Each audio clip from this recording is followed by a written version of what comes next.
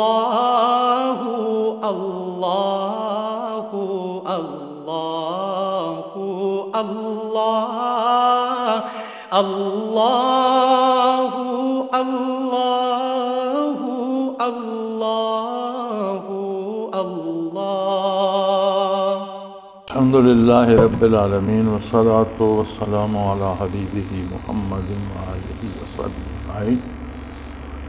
اعوذ باللہ من الشیطان الرجیم، بسم اللہ الرحمن الرحیم۔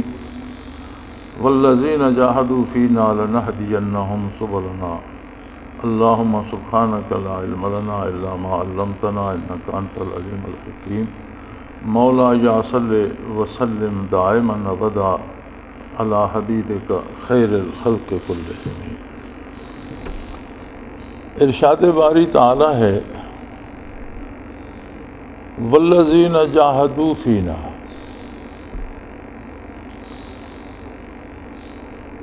فینا وہ لوگ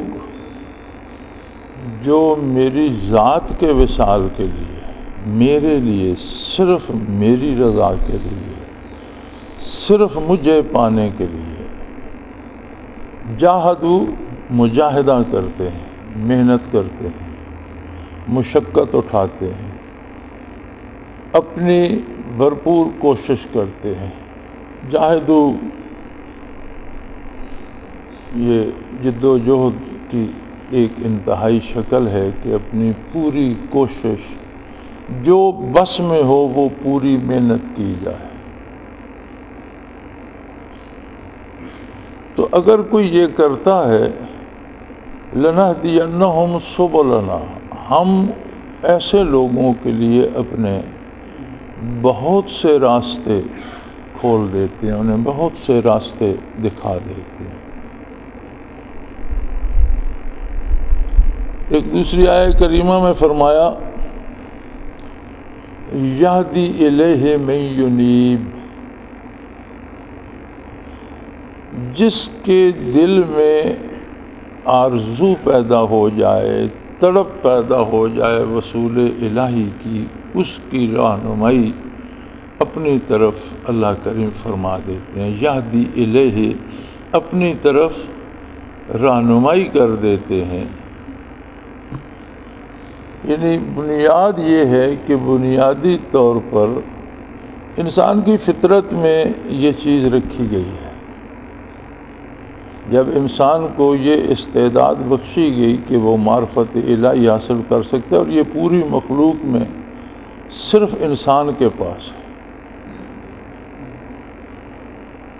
اللہ کریم نے فرمایا کہ ہم نے زمینوں آسمانوں، یعنی زمینوں کی ساری مخلوق، آسمانوں کی مخلوق، خود زمینوں آسمانوں پہاڑوں پر یہ امانت پیش کی کہ کل فردہ قیامت کو یہ نہ کہے کہ اللہ تو نے ایک مخلوق کو تو اس سے نوازا اور ہم بھی تو تیری مخلوق تھے، ہمیں محروم رکھا۔ فَأَبَيْنَ أَن يَحْمِلْنَاهَا، تو سب نے معذرت کی کہ بار الہ یہ بہت بڑا بوجھ ہے، ہم اسے نہیں سہار سکتے۔ وَحَمَلَهَا الْإِنسان، انسان نے وہ بوجھ اٹھا لیا۔ فرمایا اِنَّهُ كَانَ ظَلُومًا جَهُولًا، انسان ایک تو غلطیاں کرتا ہے اور دوسرا نادان ہے، جلد بازی میں فیصلے کر جاتا ہے۔ اکثر وہ فیصلے صحیح بھی ہوتے ہیں، غلط بھی ہو سکتے ہیں۔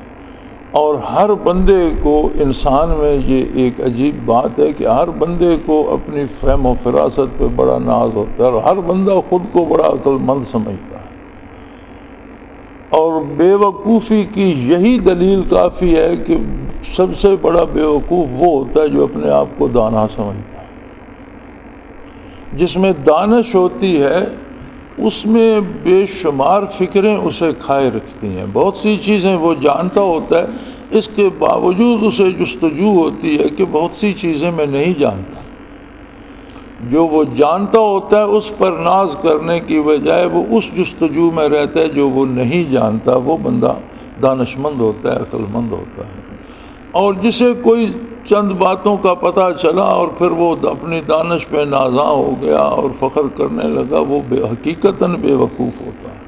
تو تو اللہ کریم نے فرمایا کہ انسان جلد باز بھی ہے، جلد بازی میں غلطیاں بھی کرتا ہے، اور ہر بندہ نادانی میں بھی اکثر لوگ مبتلا ہو جاتے ہیں، سمجھتے ہیں اپنے آپ کو عقل کل سمجھنے لگ جاتے ہیں۔ تو یہ بار امانت جب اٹھا لیا اس حال میں کہ اس سے غلطیاں بھی ہوتی ہیں اور وہ نادان بھی ہے، تو اب اسے بہت زیادہ محنت، بہت زیادہ توجہ اور بہت زیادہ رجوع الی اللہ کی ضرورت ہے کہ یہ اتنا بڑا بوجھ ہے معرفت الہی کا، ساری بے پناہ مخلوق ہے جسے کوئی گن نہیں سکتا، ساری مخلوق حکم کی پابند ہے، حاکم کی طرف کوئی نظر اٹھانے کی جرات نہیں کر سکتا۔ لیکن انسان میں یہ احساس اللہ نے اور یہ شعور رکھ دیا کہ اس کے دل میں سوال پیدا ہوتا ہے، کون ہے اس کائنات کا بنانے والا، چلانے والا، وہ کہاں ہے، وہ کیسا ہے؟ یہی وہ بار امانت ہے، اور اس کا جواب اللہ نے نور نبوت سے دیا۔ صرف ایک دروازہ ہے، اور وہ ہوتی ہے ہر امت کے لیے اس کے نبی کی ذات، جو دروازہ معرفت الہی کی طرف کھلتا ہے۔ کوئی فلسفی، کوئی سائنٹسٹ، کوئی کسی علم کا ماہر ہزاروں گتھیاں سلجھا سکتا ہے، اس سوال کا جواب نہیں دے سکتا کہ خالق کون ہے، کیسا ہے، کہاں ہے۔ جو مولانا ظفر علی خان نے کہا تھا نا، جو نکتہ وروں سے حل نہ ہوا اور فلسفیوں سے کھل نہ سکا، وہ راز کملی والے نے بتلا دیا چند اشاروں میں۔ تو جب نبی کے طفیل یہ در کھلتا ہے تو نبی اور غیر نبی میں ایک بڑا واضح فرق ہوتا ہے۔ غیر نبی تھیوری تو بیان کرتا ہے، طریقہ کار، اس کی کیفیات، اس کی اثرات، اس کے حاصل کرنے کے طریقے، اس چیز کو بنانے کے طریقے، اس کا استعمال، اس کے فائدے، اس کے نقصانات، یہ ساری آپ طب پڑھیں، میڈیکل سائنس پڑھیں، عام جدید ٹیکنالوجی کا مطالعہ کریں، تو یہ ساری چیزیں آپ کو ہر جگہ ملیں گی کہ اس چیز کو کیسے استعمال کیا جائے، اس کو بنایا کیسے جائے، اس کے فائدے کیا ہیں، اس کے نقصانات کیا ہیں۔ لیکن جب اللہ کا نبی اور رسول بتاتا ہے تو وہ صرف الفاظ یا تھیوری یا فلسفہ نہیں ہوتا، اس کے ساتھ کیفیات ہوتی ہیں، فیلنگز ہوتی ہیں۔ جیسا اللہ کا نبی بتاتا ہے ایسا محسوس ہوتا ہے بندے کے دل میں۔ جب اللہ کا رسول بتاتا ہے کہ اللہ کے علاوہ کوئی معبود نہیں، تو بندے کے دل میں ایک کیفیت آ جاتی ہے کہ اللہ واحد لا شریک ہے، دوسرا اس جیسا کوئی نہیں۔ جب اللہ کا نبی بتاتا ہے کہ روح عالم امر سے ہے، تو بندے کے دل میں ایک کیفیت آ جاتی ہے کہ عالم امر تک اس پر واضح ہو جاتا ہے۔ جب اللہ کا نبی بتاتا ہے کہ قبر میں حساب ہوگا، قبر یا جنت کے باغوں میں سے باغ ہے یا دوزخ کے گڑھوں میں سے گڑھا ہے، تو بندے مومن کو فیل ہوتا ہے، محسوس ہوتا ہے، ظاہری آنکھوں سے نہ صحیح دل کی آنکھوں سے اس کے سامنے ایک نقشہ آ جاتا ہے، اسے وہ محسوس کرتا ہے۔ جب اللہ کا رسول بتاتا ہے قیامت اس طرح سے ہوگی، تو اس کے سامنے ایک صحابی داخل ہوئے مسجد نبوی میں، حضور تشریف فرما تھے، تو آپ نے پوچھا کیف اصبحت، بھئی سناؤ کیسے آج کی صبح کیسے کس حال میں کی تم نے؟ یا رسول اللہ ایمان کے ساتھ۔ آپ صلی اللہ علیہ وسلم نے فرمایا کہ تمہارے پاس تمہارے مومن ہونے کی کیا دلیل ہے کہ مجھے بتا رہے ہو کہ میں نے ایمان سے صبح کی؟ تو اس نے کہا یا رسول اللہ میں یہاں کھڑے ہوئے دیکھ رہا ہوں کہ قیامت کیسے قائم ہوگی، حساب کیسے ہوگا، کون جنت میں جا رہا ہے، کون دوزخ میں جا رہا ہے، میدان حشر میں کیا ہو رہا ہے، میں ان قدموں پر آپ کے سامنے کھڑا ہوا پوری قیامت کا منظر دیکھ رہا ہوں، اس لیے مجھے یقین ہے کہ یہ نظارہ صرف نور ایمان سے ہو سکتا ہے، میں نے ایمان کے ساتھ صبح کی۔ اور اس چیز کی ضرورت بندے کے دل میں فطری طور پر جب اللہ نے یہ امانت بخشی تو اس کی تلاش اس کے مزاج میں رکھ۔ جب آپ تاریخ انسانی پڑھیں گے تو آپ دیکھیں گے کہ لوگ اللہ سے تو بیگانہ ہو گئے، دین سے بیگانہ ہو گئے، لیکن کچھ نہ کچھ رسومات مذہب کے نام پر انہوں نے ضرور جاری کی۔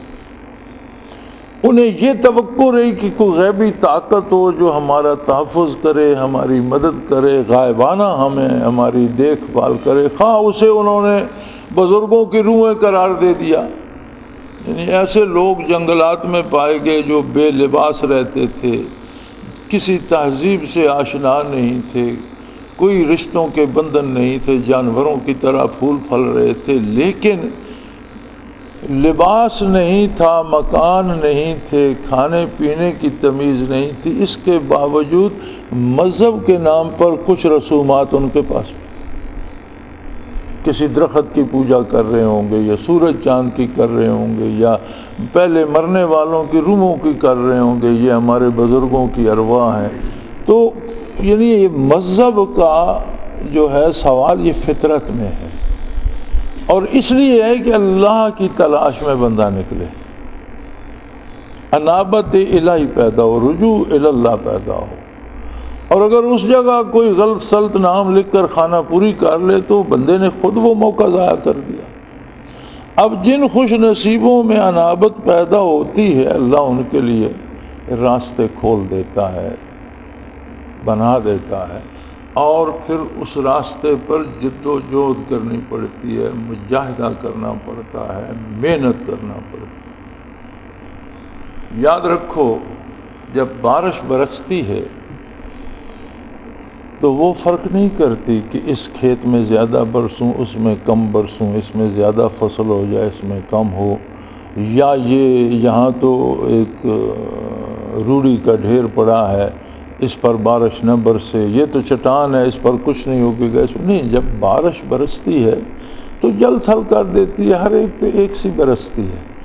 اب وہاں جو برسنے کے بعد رد عمل ہوتا ہے چٹان کا مختلف ہوتا ہے، روڑی کے ڈھیر کا مختلف ہوتا ہے، اور جن کھیتوں میں ہل چلایا گیا، بیج ڈالا گیا، جنہیں تیار کیا گیا ان کا مختلف ہوتا ہے، جہاں باغ لگائے گئے ان کا رد عمل مختلف ہوتا ہے، وہاں پھول کھلتے ہیں، پھلدار پودے اگتے ہیں، درختوں پہ پھل آتے ہیں، جہاں روڑی ہوتی ہے وہاں سے تعفن اٹھتا ہے، جہاں چٹانیں ہوتی ہیں ان پر پہلے سے کوئی تھوڑی بہت مٹی پڑی ہو تو وہ بھی دھل جاتی ہے، چٹانیں ننگی ہو جاتی ہیں۔ تو بارش تو ایک سی برستی ہے۔ برکات نبوت تفریق نہیں کرتی، شیخ کی توجہ تفریق نہیں کرتی کہ الف بے جیم، الف کو زیادہ ملے، بے کو کم ملے، جیم کو کچھ اور ملے، نہیں، یہ انوارات الہی ہوتے ہیں اور بارش کی طرح برستے ہیں۔ اب کون سی کھیتی میں ہل جویا گیا، اس کی بنیرے بنائے گئے، اس میں پانی کو روکا گیا، اس میں کھاد ڈالی گئی، اس میں خالص بیج ڈالا گیا، کون سے کھیت والے نے صحیح ہل نہیں جوتا، تھوڑا ہل جوتا، اچھا بیج نہیں ڈالا، کسی جگہ چٹان ہے، کہیں غلاظت ہے، تو جہاں غلاظت یا وہ ہوتی کوڑی کا ڈھیر ہوتا ہے وہاں سے تعفن اٹھتا ہے، وہاں سے اعتراضات اٹھتے ہیں، وہاں سے جاؤ بے جا باتیں اٹھتی ہیں، بہتان تراشی ہوتی ہے۔ جہاں چٹانیں ہوتی ہیں ان کے پاس پہلے سے کوئی تصور ہو تو وہ بھی مٹا کے چلے جاتے ہیں، لیکن جو والذین جاہدوا فینا، جو محنت کرتے ہیں، کھیت کو تیار کرتے ہیں، اس کو سینچتے ہیں، پھر خالص بیج اللہ کے نام کا بغیر کسی لگی لپٹی، اللہ کا نام تو خالص ہی ہے، ہم اسے غیر خالص کر دیتے ہیں اپنی اغراض کو اس کے ساتھ لپیٹ کر۔ ہمارے دل میں آ جاتی ہے کہ میں اتنا مجاہدہ کرتا ہوں لوگ مجھے نیک کہیں، خلوص تو نہ رہا، میں اتنی محنت کرتا ہوں اب میں جو دعا کروں قبول ہو جائے. یہ بڑی عجیب سی فلسفی ہے جو میری سمجھ میں آج تک نہیں آئی کہ ہم بندے ہیں, ہمیں بندگی کرنی ہے. ہم یہ مطالبہ کب کر سکتے ہیں کہ جو میں کہوں اللہ وہ کرے؟ اس کا مطلب ہے کہ بندگی کا حق اللہ ادا کرے. معاذ اللہ. بندہ تو وہ ہے نا جو حکم مانے گا. تو بندے ہم ہیں اللہ کے, اللہ تو ہمارا محکوم نہیں. تو یہ سوچنا کہ میں جو کہوں وہ ہو جائے, اس کا مطلب یہ ہے کہ پھر اللہ ہماری اطاعت کرنے لگ جائے. یہ کیسے ممکن ہے؟ دعا کوئی حکم تو نہیں ہوتا. دعا کی حقیقت یہ ہے کہ اللہ کریم سے بات کرنے کا ایک بہانہ ہے. ہوتا وہی ہے جو وہ خود کرتا ہے. ہمارے سامنے ہماری ذات بھی پوری نہیں ہے. ایک بندے کے وجود میں کم و بیش 2.5 بلین ڈی این اے ہوتے ہیں. ایک وجود میں 2.5 بلین. 10 لاکھ کا 1 ملین بنتا ہے اور 10 ملین کا 1 بلین بنتا ہے. 2.5 بلین اندازہ کریں. یہ سائنسدانوں کا اندازہ ایک ایک کر کے گنے ہوئے نہیں کسی نے. ہر ڈی این اے بن رہا ہے, ٹوٹ رہا ہے.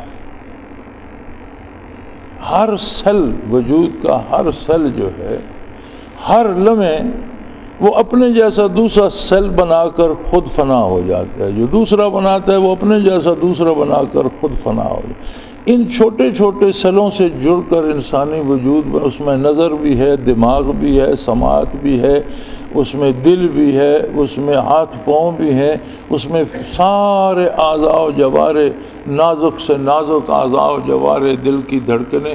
اور سائنسدان آج کا کہتا ہے کہ 6 مہینے میں کسی بھی وجود کا کوئی حصہ باقی نہیں رہتا جو 6 مہینے پہلے تھا. جو سارے سیل ضائع ہو جاتے ہیں, نئے ان کی جگہ آ جاتے ہیں. یہ جب ہم پہ بچپن سے جوانی کی طرف ہم چلتے ہیں تو وہ سیل اپنے سے طاقتور سیل اپنا مماثل بناتے چلے جاتے ہیں. جب کہولت آتی ہے تو ان میں استعداد رک جاتی ہے, وہ اپنے جیسا بناتے ہیں. اور جب وہ اپنے سے کمزور بنانا شروع کر دیتے ہیں تو ہم پہ بڑھاپا آ جاتا ہے, کیونکہ پہلے سیلوں سے نئے آنے والے سیل نسبتاً کمزور ہوتے چلے جاتے ہیں, بڑھاپا چلا آتا ہے. اب ایک وجود میں یہ اتنا باریک اور اتنا وسیع نظام ہے کہ کیسے بنتا ہے. یعنی یہ تو سائنس نے بھی دیکھ لیا نا کہ دماغ میں ایک ایسی طاقت ہے کہ ایک وہ خلیہ جو دوسرا خلیہ اپنے جیسا بنا رہا ہے, کبھی وہ صحیح نہیں بنتا. تو دماغ سے ایک لہر آتی ہے جو اسے تباہ کر دیتی ہے اور اسے دوسرا بنانے پہ لگا دیتی ہے. اور اگر قابل مرمت ہو تو اسے مرمت کر کو فارغ کر دیتی ہے. کبھی ہم میں سے کسی کو پتہ چلا کہ کتنے خلیے مر گئے, کتنے نئے بن گئے, کہاں خراب خلیہ بنا تھا اس کی اصلاح ہو گئی, یا اسے ڈسٹرائے کر کے اس کی جگہ نہ کوئی پتہ نہیں. تو ایک بندے کے ایک وجود کے اندر اتنا نظام ہے, ایک جانور کے اندر اتنا نظام ہے, ایک پرندے ایک آبی جانور کے اندر اتنا نظام ہے, اور یہ مخلوق کتنی ہے. پھر یہی نظام زمینوں میں کار فرما ہے. کہیں چشمے پھوٹ رہے ہیں, کہیں لاوے ابل رہے ہیں, کہیں سونا بن رہا ہے انہی مٹی کے اجزاء سے, کہیں ہیرے بن رہے ہیں, کہیں لوہا بن رہا ہے, کہیں تانبا بن رہا ہے, کہیں بیج پھوٹ کر درخت بن رہے ہیں اور کہیں درخت گل کر مٹی میں مل رہے ہیں. تو اتنا وسیع نظام ہے جس میں بندہ اپنی طرف دیکھے تو اس کی حیثیت کیا بنتی ہے کہ وہ یہ مطالبہ کرے کہ جو میں کہوں اللہ ویسا کرے. جیسا جو کچھ وہ کر رہا ہے انسان سمجھ سکتا ہی نہیں. میرے آپ سے بات کرنے میں میری کتنی توجہ خرچ ہو رہی ہے, بات کرنے میں کتنے سیل کام آ رہے ہیں, کتنی انرجی خرچ ہو رہی ہے, دیکھنے میں کتنا وقت لگ رہا ہے, میرے دماغ میں میرے دل میں باتیں کہاں سے آ رہی ہیں, وہ زبان پر کیسے آ رہی ہیں, زبان اسے کیسے ادا کر, ہم نہیں سمجھ سکتے. ہمیں یہ حق کہاں حاصل ہے کہ ہم کہیں جی آئندہ دنیا میں جو میں کہوں وہ ہو جائے؟ جب یہ باتیں آتی ہیں تو خلوص نہیں رہتا۔ پھر ایک اور بات چمٹ جاتی ہے، میں جی جماعت میں ہوں، یہاں بڑے بڑے لوگ ہیں، میرا کوئی دنیاوی فائدہ ہو جائے گا، میں فلاں محکمے میں ہوں، اس محکمے کا فلاں افسر بھی یہاں آتا ہے۔ یہ بہت سی ایسی باتیں ہیں جو ساری گنی نہیں جا سکتی۔ یہ جہاد کے منع والذین جاہدوا فینا کے منافی ہیں۔ یہ جاہدوا فینا نہیں ہے، یہ تو جاہدوا اپنی اغراض کے لیے ہو گیا نا۔ یعنی یہ مجاہدہ طلب الہی کے لیے نہیں ہے، بلکہ یہ مجاہدہ تو اپنی اغراض کے لیے ہو گیا، تو اس پر پھل کیا لگے گا؟ تو سب سے پہلی بات تو یہ ہے کہ یہ اس کا بڑا احسان ہے کہ اس نے ہمیں اس طرف رہنمائی فرمائی۔ پھر اس کا بڑا احسان ہے کہ اس نے ہمارے لیے راستہ بنا دیا۔ لَنَهْدِيَهُمْ سُبُلَنَا، ہم اپنے کئی راستے اس کے، یہ کئی راستوں سے مفسرین مراد لیتے ہیں کہ اللہ کے ایسے بندے نصیب ہو جاتے ہیں، ایسے لوگوں کی صحبت نصیب ہو جاتی ہے جو وصول الہی کا سبب بنتے ہیں۔ تو ہمارا یہ اجتماع، ہمارا یہ آنا جانا، یہ دوستیاں بنانے کے لیے نہیں ہے، میل جول بڑھانے کے لیے نہیں ہے، دنیاوی مفادات کے لیے نہیں ہے۔ وہ مسجد سے باہر کی دنیا میں اپنی جو باقی دنیا کوشش کرتی ہے، جائز طریقے سے کوشش کریں، رزق کمانے کی، حلال رزق کی کوشش کریں، اپنے لیے باعزت مقام حاصل کرنے کے لیے محنت کریں، یہ حق بنتا ہے ہر بندے کا، لیکن دائرہ شریعت کے اندر رہے گا۔ اور اس کے ساتھ جب حلقے ذکر میں یا ذکر کے لیے مسجد میں یا مرکز میں داخل ہوتے ہیں تو ایسے آئیں جیسے زائر حرم میں داخل ہوتا ہے یا معتکف اعتکاف کے لیے۔ یہاں بیٹھ کر بھی 10 منٹ ذکر کے نصیب ہوئے، 20 منٹ جا کر ٹیلی فون پر لگایا،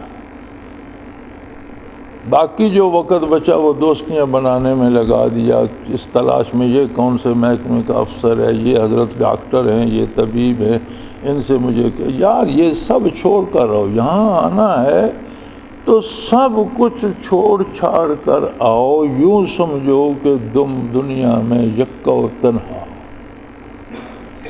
بچے ہیں گھر پہ، بزرگ ہیں، تو ان کی اگر آپ 2 دن کے لیے آ رہے ہیں تو 2 دن کی ان کی روزی کا، ان کے کاموں کا اہتمام کر کے آؤ۔ یہاں بیٹھ کے فون کرنے اور شور کرنے سے تمہارا بھی وقت ضائع ہوگا، توجہ خراب ہوگی، اور انہیں بھی کوئی فائدہ نہیں ہوگا۔ 10 دن کے لیے آتے ہو تو بیوی بچوں کا 10 دن کا راشن پانی، دوا دارو دے کر آؤ۔ مہینے کے لیے پورے اجتماع کے لیے آتے ہو تو جو لوگ تمہارے ذمہ داری ہیں، بیوی بچے ہیں یا والدین ہیں، ان کا انتظام کر کے جب یہاں پہنچ گئے تو اس طرح آ جاؤ جس طرح بندہ قبر میں اتر جاتا۔ پھر صرف اللہ کی طرف متوجہ رہو۔ جاہدوا فینا، میری ذات میں جو مجاہدہ کرتے، یہاں اپنے آپ کو یوں سمجھو کہ تم ایک قبر میں ہو اور اس گورے غریباں کا تعلق دنیا سے نہیں ہے۔ پوری توجہ اللہ کی طرف رکھو، پوری توجہ مجاہدے کی طرف رکھو، ذکر اذکار کرو، اپنی کلاسیں جو ہیں وہ اٹینڈ کرو اور سیکھو جو اساتذہ سکھاتے ہیں، ذکر پوری توجہ سے کرو، تلاوت کرو جتنی زیادہ سے زیادہ کر سکتے ہو، تسبیحات پڑھو، درود شریف پڑھو، کثرت سے پڑھو، اور کچھ نہیں کر سکتے تو خاموشی سے سو جاؤ، لیکن دنیا کی طرف متوجہ نہ ہو۔ یہاں اندر خاموشی سے سو جانا دنیا کی طرف متوجہ ہونے کی طرح نقصان دہ نہیں ہے، لیکن جب یہاں بیٹھ کر بھی آپ وہ ہندوستان کے ایک مولانا حج پر تشریف لے گئے، اس وقت تو 1 1.5 سال 2 سال لگ جاتے تھے، لوگ ٹرینوں پر بمبئی پہنچتے تھے، پھر بمبئی سے بحری جہاز 1 1.5 مہینہ راستے میں لگاتا تھا، پھر حجاز مقدس میں جنہیں سواری ملتی، کرائے کے اونٹ ملتے تھے، یا پیدل لوگ مکہ مکرمہ جاتے، پھر عرفات جاتے، پھر پیدل مدینہ منورہ جاتے، پیدل واپس جدہ آتے، پھر جہاز کا انتظار، تو کم از کم 1 سال آنے جانے میں لگ جاتا تھا۔ ایسے لوگ میں نے بھی دیکھے۔ میں نے ایک حاجی صاحب سے پوچھا تھا تو وہ بتا رہے تھے کہ میرا 160 روپیہ خرچ ہوا تھا، 1 سال وقت لگا تھا، پورے حج کا خرچہ 160 روپے۔ تو اللہ انہیں غریق رحمت کرے۔ تو وہاں جب پہنچے تو کہیں سے انہیں کوئی طریقہ ذریعہ ملا، تو انہوں نے خط بھیجا، ان کے بزرگ تھے، چچا تھے یا کون، انہیں یہاں ہندوستان میں، کہ وہ فلاں فلاں کام جو تھا میرا، اس کے بارے اگر ہو سکے تو مجھے جلدی لکھ دیجیے۔ انہوں نے جواب میں کام کے بارے تو نہیں لکھا، انہوں نے یہ لکھا کہ تم اپنا وجود تو حرم میں لے گئے ہو اور دل ہندوستان میں چھوڑ گئے، اس سے تو بہتر تھا کہ تم یہیں رہتے، کم از کم تمہارا دل تو حرم میں لگا رہتا، کہ جب گئے ہو تو جس کام کو گئے ہو تم وہ کرو، باقی کام تو اللہ کی کائنات ہے چلتی، جب ہم مر جائیں گے تو کچھ نظام رک جائے گا۔ تو 2 دن 4 دن کے لیے ہم ذکر کے لیے آ گئے تو کون سا نظام رکنے والا؟ یہ میں اس لیے کہہ رہا ہوں کہ میں بہت کم فون استعمال کر دوں، لیکن کبھی ضرورت پڑے تو ہمیشہ ایکسچینج بزی ملتا ہے، اس کا مطلب ہے کہ ساتھی اکثر ایکسچینج بھی بیٹھ رہے تھے۔ تو بھائی اگر اتنی مصیبت مصروفیت ہے تو نہ ہو، اور آ گئے ہو تو یہ سمجھو کہ تم قبر کے اندر اتر گئے، پھر انہیں اللہ کے حوالے کرو، جو کرنا ہے، جو ذمہ داری ہے وہ کر کے آؤ، نہیں فرصت تو نہ ہو بھائی، وہاں بیٹھ کے اللہ اللہ کرتے رہو، وجود یہاں لے آؤ، دل وہاں چھوڑ آؤ، تو اس آنے کا کیا فائدہ؟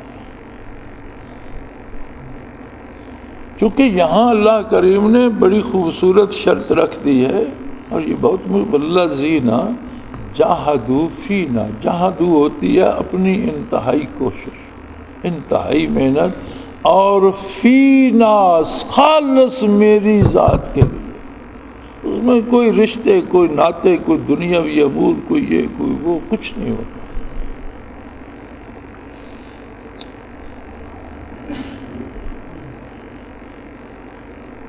کم و بیش مجھے بھی 15-20 برس تو ہو گئے ہیں، آپ کے سامنے ہوں، رات دن یہیں بسر ہو جاتا ہے، میرے بچے بھی ہیں، بیویاں بھی ہیں، گھر بھی ہیں، کاروبار بھی ہے، زمیندارہ بھی ہے، کول مائننگ بھی ہے، میرے خیال میں بہت زیادہ دنیاوی مصروفیات، ان کے لیے وقت نکالتا ہوں، ملنے والوں کے لیے وقت، لیکن یہیں سے باہر بیٹھ کے انہیں وقت دے کے میں خود یہیں آ جاتا ہوں۔ مجھے اپنی ذمہ داریاں بڑی حد تک ادا کر دی ہیں، بچے جوان ہیں، ہر ایک کا اپنا اپنا کام کریں، ہر کوئی اپنا اپنا کام کرے، جہاں مدد کی ضرورت ہو بتائیں، ہم کریں گے، لیکن ہمارا جو یہ کام ہے یہ تو ذمہ داری سے، کول مائننگ سے، بزنس سے، رشتہ داری سے سب سے مقدم ہے، سارے ثانوی ہیں۔ ذمہ داری قبر میں نہیں جائے گی، کوئلے کی دولت قبر میں نہیں جائے گی، ڈالر اور روپے قبر میں نہیں جائیں گے، یہ دولت تو قبر میں لے کے جانا ہے، یہ تو آخرت کا سرمایہ ہے۔ آپ نہیں ہوتے تو میں تو یہیں ہوتا ہوں، میرا نہیں جی چاہتا کہ رات جا کر بچوں سے گپ لگائیں، وہیں جا کر سوئیں، بیٹھیں، سب وہ بچوں میں اٹھیں، وہ بھی بہت اچھی بات ہے، لیکن یاد الہی میں سو جانا اور یاد الہی میں اٹھنا، اس کی لذت اپنی ہے۔ اپنے گھر میں بسنا بڑی بات ہے، لیکن اللہ کے گھر میں جگہ مل جائے تو یہ اس سے بہت بڑی بات ہے۔ اپنے عزیزوں میں رہنا بہت اچھی بات ہے، لیکن اللہ کے ساتھ رفاقت نصیب ہو جائے، اس کی یاد میں بسر ہو جائے تو یہ بہت بڑی بات ہے۔ تو میرے بھائی، آپ چند دنوں کے لیے یہاں آتے ہیں، پہلے تو اللہ کریم کا بہت احسان ہے کہ یہ دولت جب تک اللہ عطا نہ کرے نصیب نہیں ہوتی، ایسے لوگ نہیں ملتے، یہ بڑے کمیاب لوگ ہوتے ہیں۔ ان کی تاریخ اٹھا کے دیکھیں کہ ان کی تلاش میں لوگ براعظموں تک بھٹکے ہیں، ملکوں بھٹکے ہیں، اور عمریں بسر کر دی ہیں تلاش میں، اور عجیب بات ہے اکثریت وہ ہے جنہیں کوئی بندہ نہیں ملا، اور جنہیں کوئی ملا تو بڑی بات ہے کہ کسی نے لطائف کرا دیے یا مراقبات ثلاثہ کرا دیے، اور اگر کسی کو فنا بقا نصیب ہو گئی تو یار لوگوں نے بتا دیا کہ سلوک تمام ہو گیا، بس آپ نے سب کچھ سیکھ لیا، تصور نہیں کسی کے پاس۔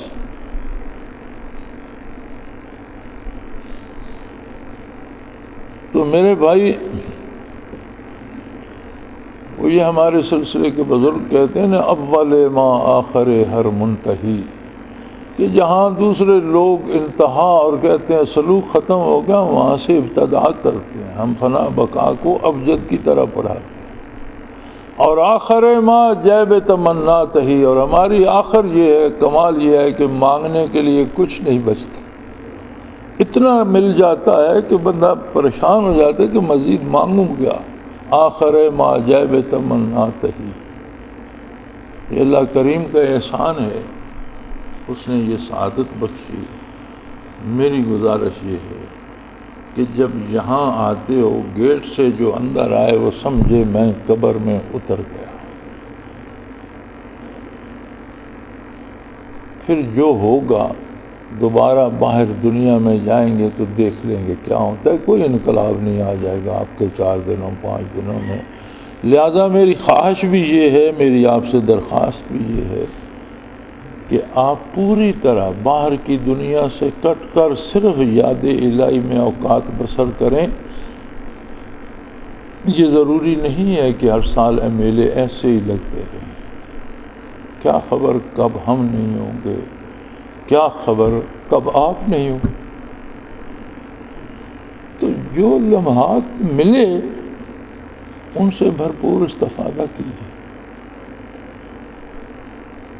دنیا ایک سی نہیں رہتی، حالات بدلتے رہتے ہیں، تو اللہ نے یہ توفیق بخشی ہے تو پوری طرح، پوری محنت سے، پورے مجاہدے سے چیزوں کو سمجھنے کی کوشش کریں، اسباق کو یاد کرنے کی کوشش کریں، شرعی احکام اور فقہی پیریڈ سمجھیں کہ دنیا میں جا کر کاروبار کرنا ہے، معاملات کرنے ہیں کس طرح سے۔ اور سب سے ضروری بات یہ ہے کہ ساری سوچوں کو ہر طرف سے ہٹا کر قلبی استعداد کو حاصل کرنے پہ لگا دیں۔ جہاں تک ہماری نوکری ہے ہم اللہ کے سامنے جواب دہ ہیں، اللہ کریم توفیق دے۔ تو میری کوشش یہ ہوتی ہے کہ کتنا زیادہ سے زیادہ فائدہ کتنوں کو ہو سکتا ہے۔